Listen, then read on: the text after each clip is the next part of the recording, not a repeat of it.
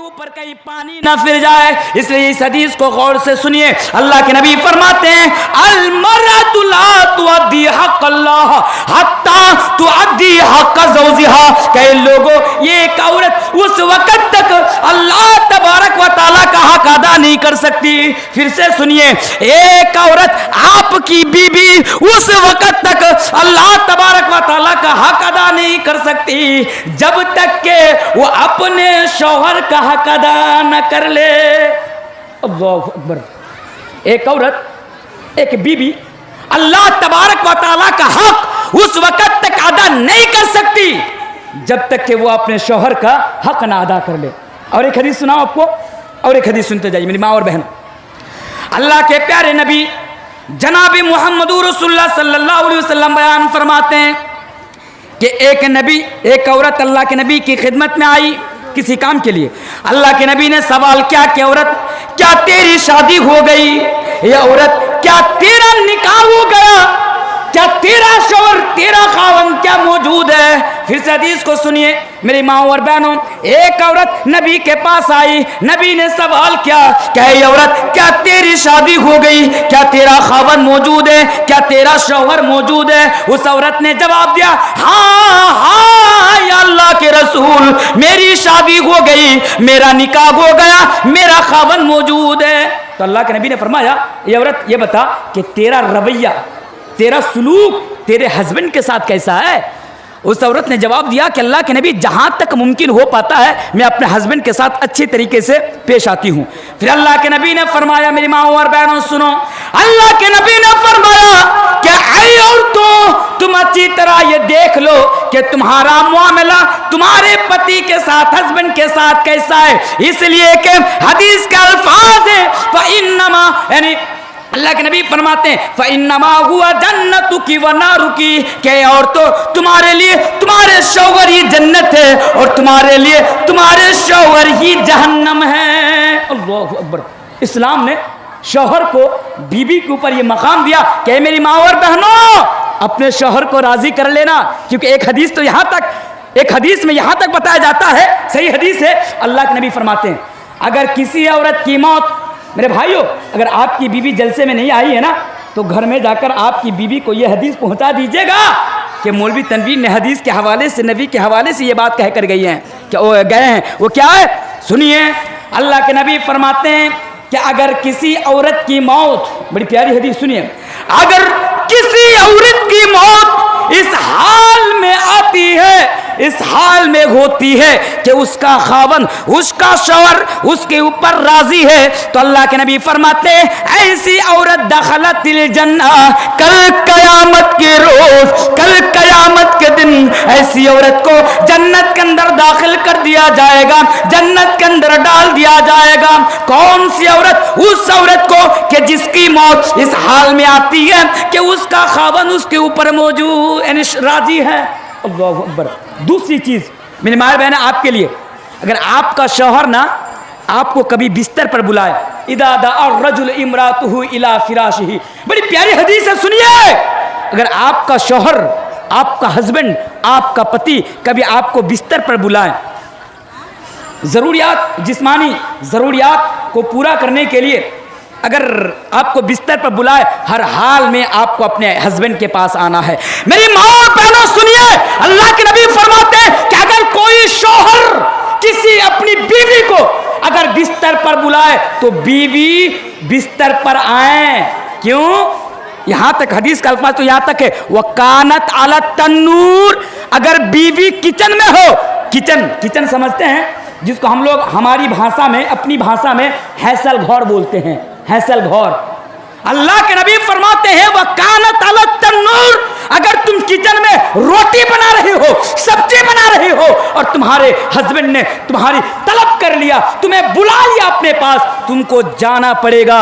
अगर ना गया, खामखा अगर कोई उज्र पेश किया, कोई बहाना किया और तुम्हारा शौहर अगर नाराज होकर रात गुजार रहा है, तो अल्लाह के नबी फरमाते हैं, हदीस का अल्फाज है लानतहल मलाइकतु हत्ता तुस्बिहा, तो तुम्हारे ऊपर आसमान से फरिश्ते लानत बरसाएंगे यहाँ तक कि सुबह ना हो जाए। तो पता ये चला, मसला ये मालूम हुआ कि मेरी माँ और बहनों, अगर कभी ना आपका हस्बैंड आपको अपने पास बुलाए तो आप अपने हस्बैंड के पास आए, उनके जिस्मानी ज़रूरियात का आप ख्याल रखें।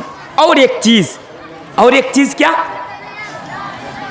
आपको ना अपने आप को ऐसा बना लें, हदीस के अल्फाज हैं कि अल्लती तसुर्रुहु इदा नदर, आप अपने आप को अपने हस्बैंड के लिए, अगर डिटेल्स में ना सिर्फ इस पर बात रखी जाए कि अल्लती तसुर्रुहु इदा नदर, तो बड़ा लंबा वक्त लग जाएगा, बड़ा लंबा टाइम लग जाएगा। इसलिए शॉर्टकट में बता के जा रहा हूं कि आप अपने आप को अपने हस्बैंड के लिए ऐसा बना ले, क्योंकि आपके हस्बैंड का आपके ऊपर यह हक, यह अधिकार, यह राइट है कि आपके हस्बैंड आपको देखे तो आपके हस्बैंड की तबीयत खुश हो जाए और आपके हस्बैंड का मिजाज खुश हो जाए। लेकिन आज ऐसा नहीं होता है, मालूम ही नहीं है। मैंने पहले कहा 10-10 बच्चे की माँ है, 10-10 बच्चे के बाप हैं, हमें मालूम ही नहीं है कि हमारे ऊपर बीबी का क्या हक है, और हमारी माँ और बहनों को मालूम ही नहीं कि हमारे ऊपर हमारे शौहर का क्या हक है। मैंने कहीं कहा था, आज हमारी माएँ बहनें ना अपने हस्बैंड के लिए नहीं सजती हैं, संवरती हैं। मैंने कहीं कहा था कि आज हमारी माएँ और बहनें घर में इस तरह रहती हैं कि अगर शौहर की नज़र बीबी के ऊपर पड़े तो शौहर का मिजाज जो है डिस्टर्ब हो जाता है। मैंने कहीं कहा था कि आज हमारी बीबियां घर में रहती है तो चमन्नी बन के रहती है, जब बाहर कहीं जाती है तो हेमा मालिनी बन के जाती है। बाहर जाती थी हेमा मालिनी बन के, शौहर ने कपड़ा खरीद के लाया, घर में नहीं पहनेंगी, वही फटा पुराना कपड़ा, फटा पुराना ब्लाउज, अंदर अंदर ऐसे वैसे बाल बिखरे हुए ऐसे घर में रहेंगे। अगर किसी शादी में जाना हो, किसी ओकेशन में जाना हो, किसी पार्टी में जाना हो तो ऐश्वर्या राय भी इसके सामने फेले, कोयल मल्लिक भी इसके सामने फेले। ऐसा नहीं होना चाहिए। आपके ऊपर आपके शौहर का हक है, आप अपने शौहर के लिए सजे, आप अपने शौहर के लिए संवारे खुद को, आप अपने शौहर के लिए अच्छा कपड़ा पहने, शौहर को राजी करें। मोहल्ले के मुंटू रेंटू फिंटू चुल्लू फुल्लू को आप राजी ना करें, क्योंकि उनका हक आपके ऊपर नहीं है। अच्छा, बात ज्यादा हो रही है, वक्त बड़ा कम पड़ रहा है, तो आइए अब आपको आपकी बीवी के लिए आपको आपकी बीवी के लिए कैसा होना चाहिए, भी मसला रख दूं, तब तवाजुन होगा ना, तब बराबर होगा। और ना आप मेरी माएँ बहनें गालियां देंगी, मर्द खुश हो जाएंगे। सिर्फ बीवियों, सिर्फ शौहर का हक और बीवियों के लिए इस्लाम में कुछ नहीं, इस्लाम में बीवियों के लिए भी बहुत कुछ है। आपको कैसा हस्बैंड होना चाहिए, आइए हदीस सुनते जाइए मेरे प्यारे साथियों। पहली बात तो ये है ना कि आप अपनी बीवी को ना कभी पैर की जूती ना समझे। हम खुद को आका, बीबी को गुलाम समझते हैं, ये हमारी मेंटेलिटी है। लंबी लंबी दाढ़ी है, 5 टाइम की नमाज पढ़ते हैं, मौलवी साहब है, हाजी साहब है, डॉक्टर साहब है, खुद को बड़ा आका और बीबी को गुलाम समझते नहीं। ये मेंटेलिटी आपको हटाना पड़ेगा। ऐसा खुद को आका, खुद को मालिक और बीबी को गुलाम समझना बंद करो।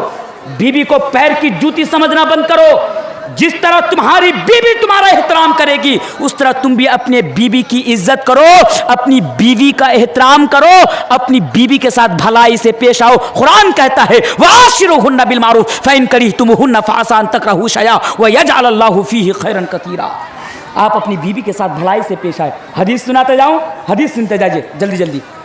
आए लोगों सुनो, मेरे सामने बैठे हुए मर्दों सुनो, जिनकी शादी हो गई वो भी सुनो, और जिनकी अभी शादी होने वाली है वो भी सुनो, और जिनकी 10 साल बाद होने वाली है वो भी सुनो, और मेरी माँ और बहनों आप भी सुनो।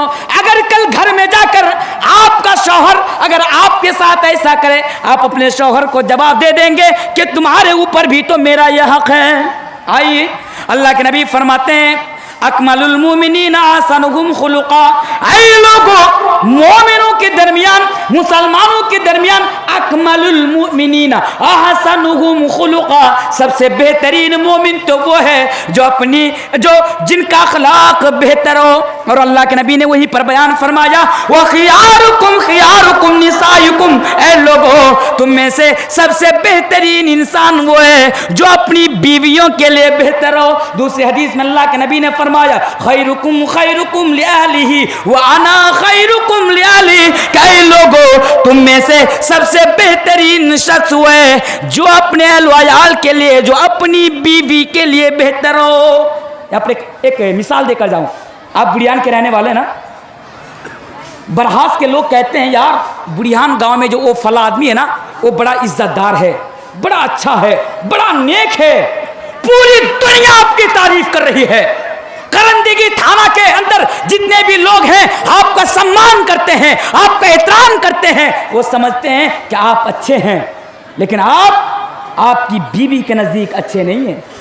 मसला याद रखिए, पूरी दुनिया की नजर में आप अच्छे हैं, लेकिन बीवी की नजर में आप अच्छे नहीं हैं। तो मेरे भाइयों, पूरी दुनिया की बात ठुकरा दी जाएगी और आपकी बीवी की बात को तस्लीम कर ली जाएगी। पता यह चला कि दूसरों के नजदीक बेहतर बनने से पहले, फला के नजदीक बेहतर बनने से पहले तुम अपनी बीवियों के नजदीक बेहतर बनो। इस्लाम यह कहता है कि तुम में से बेहतरीन शख्स वो है, तुम में से अफजल शख्स वो है जो अपनी बीवियों के लिए बेहतर हो। बात समझ में आ रही है? बीवी के लिए अच्छा बनो, बीवी के लिए। आइए, और दूसरी चीज, चलिए और एक बड़ी प्यारी हदीस में आपके सामने बता के जा रहा हूं। एक सहाबी रसूल हैं जिनका नाम है हजरत मुआविया कुशैरी रजी अल्लाह ताला अन्हु। बड़ी प्यारी हदीस, इस हदीस को सुनिए, फिर मैं यहीं से अपनी बात को खत्म करता हूं। आए लोगों सुनो, एक सहाबी रसूल हजरत मुआविया कुशैरी बयान फरमाते हैं, अल्लाह के नबी के पास आते हैं, आने के बाद सवाल करते हैं, या रसूलल्लाह, या अल्लाह के रसूल, आप बताइए कि हमारे ऊपर यानी मर्दों के ऊपर औरतों का क्या हक है, बीबी का क्या हक है? यानी एक मर्द को अपनी बीवी के लिए, अपनी वाइफ के लिए, अपनी पत्नी के लिए कैसा होना चाहिए? आपको आपकी बीवी के लिए कैसा होना चाहिए? नबी से सवाल किया जा रहा है कि बीवी का हक मर्द के ऊपर क्या है। सही हदीस है, अल्लाह के नबी ने बयान फरमाया। बस इस हदीस को समझ लीजिए, अल्लाह के नबी ने क्या बयान फरमाया? अंतुतिमहा इदा तइमता व तक्सुहा इदा तसैता वला तजरिबिल वजहा वला तुकब्बि वला तहजुर इल्ला फिल बैत। अल्लाहु अकबर, कितनी प्यारी हदीस है।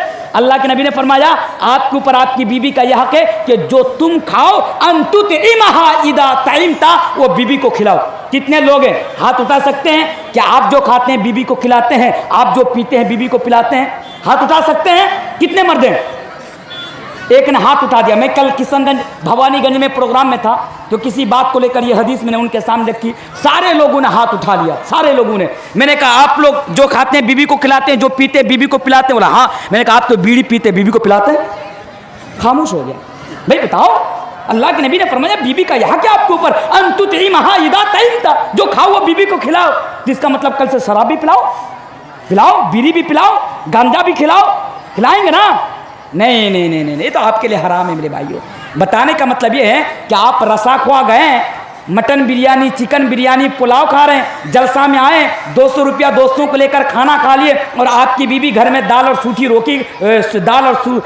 रोटी खा रही है। ऐसा नहीं चलेगा। कैसे चलेगा? आपकी बीवी है, आप जो खाएंगे खिलाना पड़ेगा। अच्छा खाना खा रहे हैं, बीवी को अच्छा खाना खिलाना पड़ेगा। ऐसा नहीं कि आप जाकर बिरयानी खाएं और बीवी को कहे कि पटवा का साग खाएं, ऐसा नहीं चलेगा। तो हदीस बड़ी लंबी है और बस बात को ख़त्म करता हूँ। इसी हदीस का एक टुकड़ा है, वाला तजरीबिल वजहा। ये मसला याद कर रख लीजिएगा। आज हम ना ज़रा सी बातों के लिए बीवी के ऊपर हाथ उठाते हैं, बीवी को मारते हैं और बीवी को मारकर खुद को मर्द समझते हैं। रसाख्वा में जाते हैं, दोस्तों से जूता खाते हैं, घर में आते हैं, बीवी को मारते हैं और कहते हैं मैं बड़ा मर्द हूँ। सुनो, सब मामा, रिश्ते में सब मामा लगते हैं। फिर एक बड़ी जिम्मेदारी की बात मैं आपको बता कर जा रहा हूँ। जो लोग बीवी को मारते हैं, जरा सी बातों के लिए बीवी के ऊपर हाथ उठाते हैं, उनके लिए मैं बता कर जाना चाहता हूं, क्योंकि ना मैं किसी की गालियों से बहुत सारे साल से गालियां खाते आ रहा हूं। आज आप भी गालियां दे देना। सुनिए, अगर आप बीवी को मारकर खुद को मर्द समझते हैं ना, तो मैं आपको बता के जाता हूं, आप मर्द नहीं, वर्ल्ड का, दुनिया का सबसे नंबर 1 हिजड़ा आप हैं। अगर आप बीवी के ऊपर हाथ उठाते हैं तो इस्लाम ने आपको इजाजत नहीं दी है कि जरा सी बातों के लिए बीवी के ऊपर हाथ उठाया जाए, बीवी को जलील किया जाए, बीवी को मारा जाए। ऐसा नहीं है मेरे प्यारे साथियों। आइए मैं यहीं से अपनी बात को ख़त्म करता हूं, लेकिन माजरत के साथ और 1 मिनट। एक मसला ये है, आज हमारे गाँव में, समाज में ना बहुत सारे मर्द हैं जो 2, 3, 4 शादियाँ करते हैं, 2, 3, 4 शादियाँ करते हैं।